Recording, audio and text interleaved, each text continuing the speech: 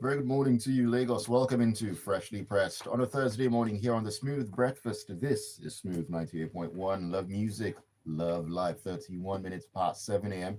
on the 27th day of November 2025. Yes, a couple of days to go, and we'll be talking about December, and you know what that means. Christmas will be around the corner. But let us live in the here and now and deal with the issues on our plates at this time. My name is Ayokunmi. It's good to be here with you once again to talk about the big stories that are making the rounds across Nigeria in the dailies. This is what we do at this time every single weekday. So all you need to do is to just kick back, relax, and get yourself ready for what is to come. You get to play a part in the proceedings as always. So send your messages in to us on WhatsApp. Join us on YouTube as well because we are streaming live. You can find us at Smooth 981 FM Lagos. Smooth 981 FM Lagos.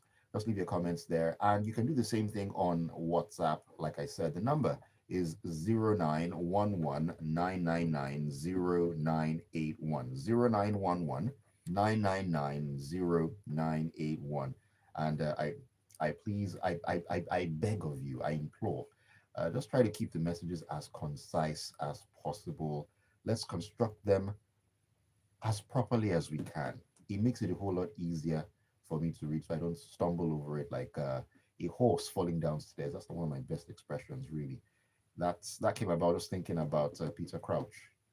For those who follow football, very, very untidy look on the football field, but he knew what he was doing. Anyways, back into the nitty gritty of the matters this morning. Analysis is going to follow, you already know, and Gbubemi is in the studio with me this morning to provide that and so much more. Very good morning to you. Good morning, Ayo. Good morning, dear listeners. All right, Mr. C is unavoidably absent this morning, but you know him. He's going to make a return as soon as possible. But we are in very good hands, if I can put it that way. Let's begin in the punch this morning and talk about one of the big pieces of news that made the rounds yesterday evening or thereabouts, where it says that President Tinubu on Wednesday declared a nationwide security emergency, ordering the army, police, and intelligence services to immediately expand recruitment and deploy thousands of additional personnel. Now, he also urged the National Assembly to initiate the process of legalizing state police to tackle the escalating wave of kidnappings and terrorist attacks across the country in the past week. So, looking at this, the recruitment of 20,000 additional police officers, there's a total of 50,000 in view, and also directed the military to enlist more personnel. He also approved the temporary conversion of NYSC camps into police training depots, as we had known before. The directive to redeploy police officers withdrawn from VIP escort duties to high-risk zones, after, in quotes, crash training, also authorizing the DSS to immediately deploy all trained forest guards and to recruit more to flush out the terrorists. I mean, we've spoken about something similar in terms of declaring a nationwide security emergency. We always alluded to what happened in River State at that time, and people were wondering why exactly is something similar not being done across all the hotspots, all the flashpoints in the country. Well, the president has made the move now. I mean, we would say this is a good move, but of course, there are questions that we need to ask. Looking at what surrounds this particular directive, recruitment of police officers, 20,000 military personnel, and so on and so forth. So, how exactly is this going to be done? Who are those who will be recruited? Is this going to be something like a draft? How exactly will this pan out? And the ultimate question at the end of the day, will this take us to El Dorado eventually? First, I'd like to thank the president for finally declaring this nationwide security emergency. It's many months overdue. Um, but I can't thank the president without first thanking Donald Trump for putting the spotlight on the country because ever since, all the talk about designating Nigeria a country of particular concern came about, there's been a heightened focus on Nigeria. And we've also seen somewhat escalated security issues as well. So I don't think that this declaration of the nationwide state of emergency would have occurred if Donald Trump hadn't said anything. So I thank the two of them. We've had security issues since forever. Mm. And at the point at which, President Tinubu was running for office, one question I kept on asking myself is, what exactly is he seeing? Because if I were a politician, the last office I would want to run for was the president of Nigeria, knowing all of this escalating security issues. But like I said, thank God he's finally done that. So pronouncements about increasing the number of police officers is also quite welcome, considering that internal security is really the job of the police and not the army, which has taken on that role for very many years. Like you rightly said, I wonder how the recruitment will be done.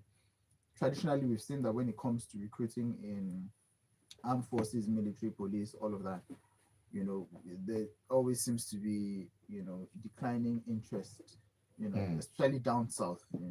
Previous figures of enrollments always show that people down south don't really like to enlist, while there seems to be a greater interest in the north.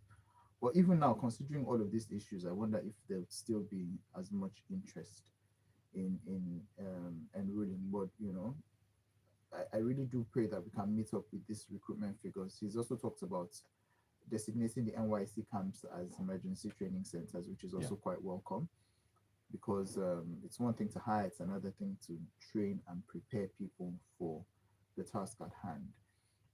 One critical question is funding. I'm wondering how all of this is going to be funded. There's a bit of silence on that as well.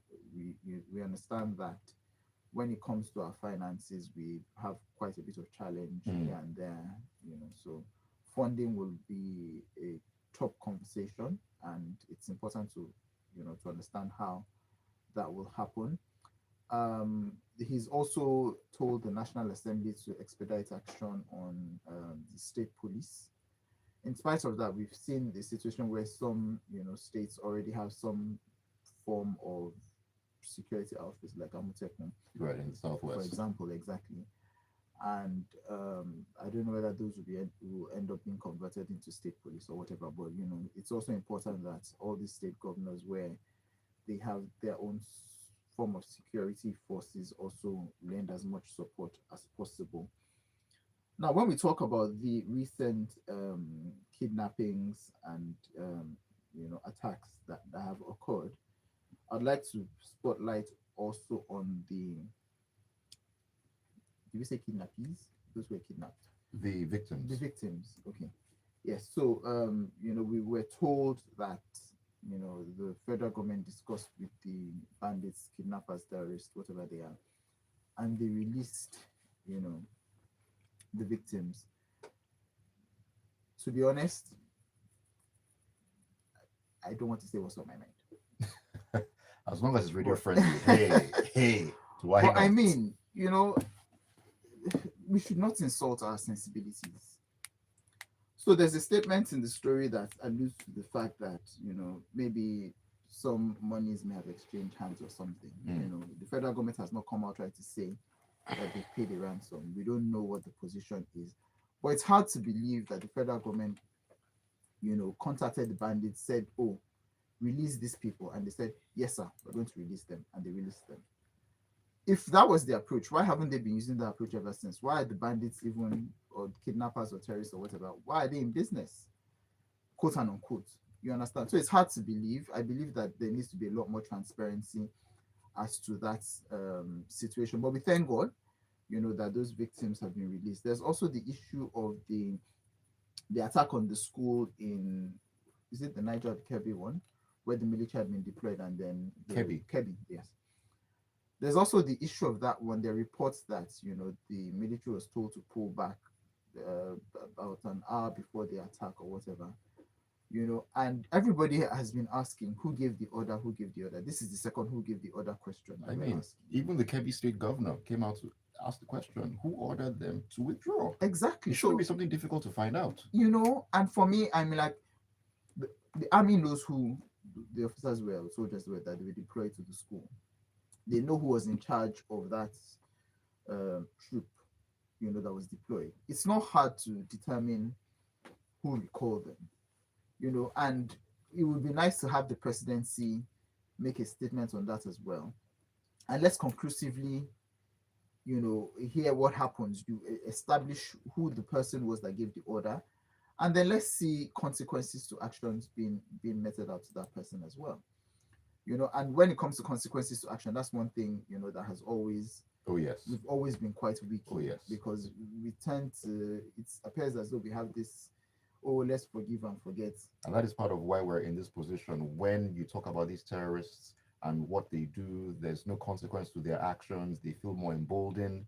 And then Exactly. there's an increase in the scale of the terror that they Exactly. unleash. And for me, and which also brings to mind the fact that these terrorists don't work in isolation. They have informants. It appears as though they have informants in the armed forces as well, amongst civilians and all of that. One of the key things I would expect, federal government, state governments, security operators, identify these informants, flush them out. That's one critical thing. You know, all of these dissidents have as much, no, they're not dissidents. All of these terrorist bandits, whatever, have as much power as the information that they receive. Right. And if there are people that are compromised within society, then it behoves on government to find out who these people are and bring them to book as well. Cut off those sources of information. Mm. That's actually very important, and that is a very good way to segue into this next story here in the Punch, because we've been talking about recruitment into the army, into the police, um, informants, and so on and so forth. Now, the former Deputy Speaker of the House of Representatives, Idris Wase, on Wednesday said that suspected Boko Haram members and other criminal elements were once discovered on the recruitment lists of the Nigerian army and the police. Now, he stated this during a special plenary session on the state of security within the country. Now, we've heard this before at different times that repentant terrorists and bandits and all that are absorbed into the security forces. We've heard at different times that there's some level of complicity within our security architecture. Now that there's a need to recruit in huge numbers, how how important is it that we do not make that one-time mistake? According to him, he said once. We don't know how many times it has happened. How key is it that those sort of names do not make it onto these recruitment lists for what we're trying to achieve? My question exactly, because I wonder how they will conduct background checks on the people who apply. We talked about consequences. If you arrest people who have committed offenses and you say, oh, they're repentant and we absorb them back into society, you shouldn't be surprised if you find them on this like this. Because what you're simply saying is, oh, we caught you, go and sin no more. One of their options in seeking a new life could be joining security forces. Who knows? And my question has always been, when you say they're repentant, how have you determined their repentance? Have they even served any sort of punishment for the crimes that they have committed? No, so all that, and this just takes me back a bit. All of that repentance and everything was just a disappointing action, to say the least. And now that we're increasing attempts at beefing up security operatives all over, again I ask, how do we conduct background checks on the people who apply? Because now it might seem to be sort of like a free for all. We're hurrying to beef up the numbers, but also establishing credibility of the people who join is very, very critical. Right. Because who knows, many of the people who apply may also be moles for some of these people that we're also trying to fight against, which ends up defeating the objective. So it's very, very important, even as the security forces are conducting these operations, to establish a means of verification. So typically, one of the things would have also been getting some form of community reference, but now where in many situations, many communities, bandits have taken over, where it's been reported that the people are paying taxes or levies or whatever to all these people. How do you verify the identity of some of the people who will apply to join? There's a lot of work that definitely needs to be done in the bid to increase the numbers, because clearly there's a desperate need to have more boots on the ground, more personnel, because we know that we've been under secured for a very, very long time in terms of the police, the armed forces, and so on and so forth. But let us not, in the haste to get more people in, we then have these suspected Boko Haram members, armed robbers, and so on and so forth to be on this particular list because they definitely will be working against the interests of the country. And we know, we know that this right here, this is something that needs to happen. There's no doubt about that one. It needs to be done properly. Quality, I believe, over quantity when all is said and done.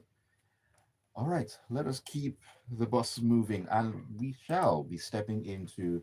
Um, you know what? Let me take this story first. We'll step into the Guardian here, where the Nigerian Senate has called for urgent federal intervention to curb rising insecurity across Kwara, Kebbi, and Niger states, insisting that kidnappers should face the death penalty to serve as a strong deterrent against escalating crimes. Lawmakers also recommended a review of Nigeria's firearms laws to equip responsible citizens in combating criminal networks, echoing practices in over 175 countries um, across the world. Now, it is very interesting the call that the Senate is making here that um, making the death penalty key when it comes to kidnappers. That kidnappers should face death penalty, formally classifying the crime as an act of terrorism to serve as a strong deterrent. That's on one hand, but I mean you can only prosecute and make those people face said death penalty if you arrest them in the first place. If you just negotiate with them and let them go, that's not going to happen. That's on one hand, and then the review of the firearms laws to empower, in quotes, responsible citizens to bear arms for self-defense. How do we identify these responsible citizens? So let me take from the first one. It's nice that the Senate finally found their voice. Sometimes, I wonder, and I'm sure many other people wonder, whether they're an independent arm of government because they are, there's the Senate, there's the National Assembly, the legislative, the executive, and the judiciary. Mm. And in many cases, it had seemed as though they were an appendage to the executive arm. So it's nice that, like I said, that they finally found their voice. Um, I think that the Senate, the National Assembly, so not just the Senate, now Senate and the House of Representatives, need to do a bit more in terms of looking at our laws. So we'll come to the firearms one. Now that they've said that, that they would like to that, approve the death penalty for kidnappers. I know at some point, there had been debates about whether, that the severity of the offense of kidnapping and all of that. But I mean, now that it has become sort of like a national menace, if that is going to be part of the things that will curb them, it's nice. But one other thing, like you rightly noted, is if there are no strong attempts to identify these people, to prosecute them, to make sure Right. that they face the full extent of the law, then I mean, how do you really okay the death penalty? Who exactly are you okaying that death penalty for? And in a situation where you come at some point and you say some people are repentant, that also negates this fact. So, are we going to see a stronger focus, stronger voice from the Senate, from the House of Representatives, from the National Assembly in general, in terms of ensuring that our laws are strictly followed and people are prosecuted to the full extent of the law? This also, requires support of the judiciary because, they will handle all the prosecution processes. Now, as to the use of firearms, they should not legalize firearms in this country. They should not even attempt it. Like you said, how do we determine who responsible people are? Don't let Mr. C hear you. No, you see, so for me, and with all apologies to all Nigerians, remember I'm also a Nigerian, I do not think that the majority of Nigerians are mature enough to handle firearms. Or responsible enough, according to Responsible, okay, maybe that's the the word. language actually. used here. Exactly. I'm in traffic, somebody cuts me, Oh dear. I bring out my gun and po. I mean, so My sister used that exact example of something that could happen. we see how little patience we have in traffic situations, for example. If guns were legalized, guns will answer the question. And in a society where, I mean, for example, okay, Lagos is trying now.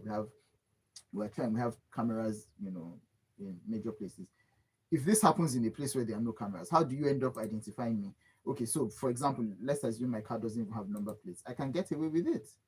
So we're not in a situation, in my opinion, where we need to bear arms. What the Senate needs to focus on is where we flush out all the people who are holding illegal arms, and those illegal arms are collected. That should be the emphasis. People who are not supposed, people who are not in security office, security, um, people who are not security officials with the right to bear arms should not have any arms at all. All of those arms should be collected. That should be the focus. Because I mean, looking at these non-state actors, if you've seen videos and all that, the arms they bear are not playthings at all. Exactly. So in many cases, They're they're, high grade sort of weapons. yeah. So they are, in some cases, they are probably bought, you know, from whatever sources. They're also seized from, not seized, but taken from our security officials, in where they have altercations and all of that. So that should be the focus, really. That's my opinion. Please, there's no means to determine responsibility in this country. Please, they should not focus on that. I beg. Oh, my. Let those who have security duties be the ones to bear arms. Civilians should not bear arms. Let me take this message here. This is from Follower Show, who says, "Good morning, smoothies." Okay, that's the first smoothies. I think I like that. Smoothies. Now I feel like a smoothie. Anyways, my hunger aside, Follower Show says, "I don't think firearms will be carried about like handbags. In this country where we have, do you know who I am syndrome?" Oh my, oh my, oh my. I don't know. Really. Let me take another one here. Tony Nikeja says, "Good morning, gentlemen. The declaration of a state of emergency at this point or at this time is far too late. This is a government that has played down on the killings of innocent citizens every day. Families have been forced to pay hundreds of millions to criminals to free their loved ones, and the government has been urging the media to tone down their voice on the crisis. The question is, what suddenly changed to make the Nigerian government declare this emergency? Whatever triggered this sudden call must be sustained until Nigeria is free from these Islamic terrorists and criminals. Again, Nigeria deserves better leadership. Enough of this second term and propaganda madness." Let me just quickly add to that as well. Nigeria also deserves better followership because the leaders come from the followers. We should also hold ourselves responsible because we're also supposed to hold our leaders accountable. Alrighty, keep those messages coming in on WhatsApp on 0911-999-0981. All right, let's talk about ambassadors. The Punch is where we are jumping back into right now. The President Bola Tinubu on Wednesday, that's yesterday, transmitted names of 3 ambassador nominees to the Senate for screening and confirmation. Now, this development comes over 2 years after the president recalled ambassadors from Nigeria's 109 foreign missions. The Senate President, Godswill Akpabio, announced the submission of the 3 names during plenary on Wednesday. So it seems like things are beginning to move in that regard. In the diplomatic or on the diplomatic side of things, 3 names have been sent forth. Some people will say that this is long overdue. Do we say better late than never? Well, better late than never. And considering that there are only 3 names on this list, I think we have the United Nations recognizes over 190 something countries. Yeah, so 3 out of 190 something is quite poor. So I mean, we had 109 or 109 across 109 nations. Okay, I know that in some cases, some ministers, some ambassadors, are responsible for 2 countries being on the sites and all of that because we also have to consider resources, right, and things like that. But like you said, it's better late than never. But 3, I would have thought that you'd have had a list of at least about 50, considering, as the Minister of Foreign Affairs had said in April, that the president had a list with him over a year before then. That's maybe about 18 months. So, I mean, how long does it take to vet credentials of people? Typically, ambassadors are people, ideally, are career you know, foreign affairs people, people who have that sort of, who've been trained Mm. in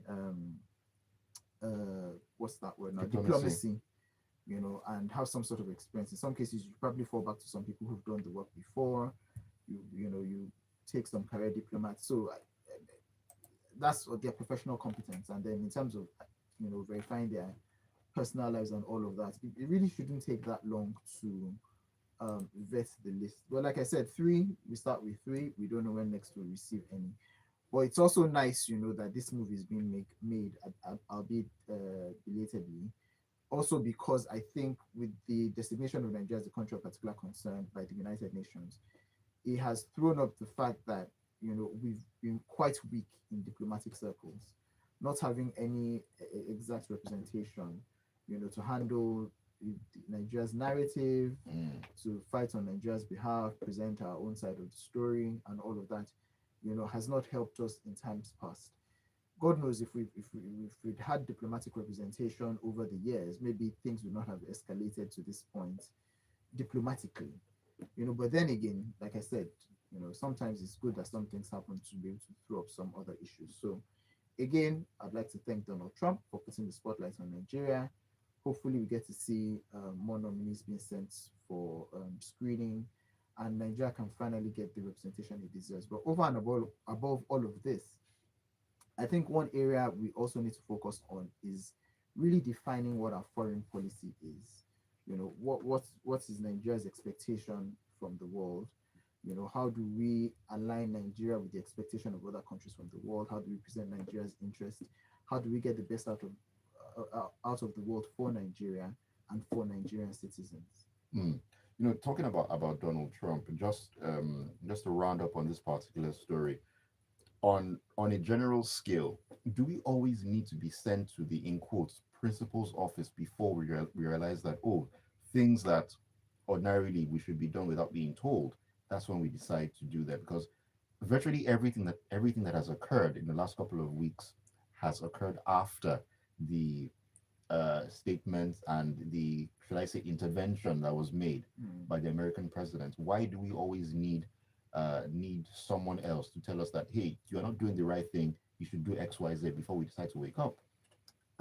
I think, and this is a personal opinion, over the years, I remember there was something that Goodluck Jonathan said when, you know, in the kidnapping of the Chibok girls, and he said something about America will know, you know. And I remember when Buhari was also president, you know, there were, should I call them jokes, that said that if he wanted to say anything serious to the nation, he always said it while he was abroad.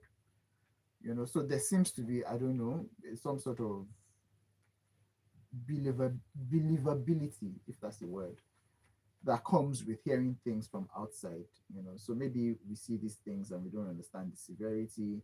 Maybe those outside see it and they, you know, exacerbate the issues, you know, and make it seem like it's worse than it is or whatever. I don't know, you know. But I think, and you know, again, I come to the point where we talk about followers. I think that as Nigerians, we need to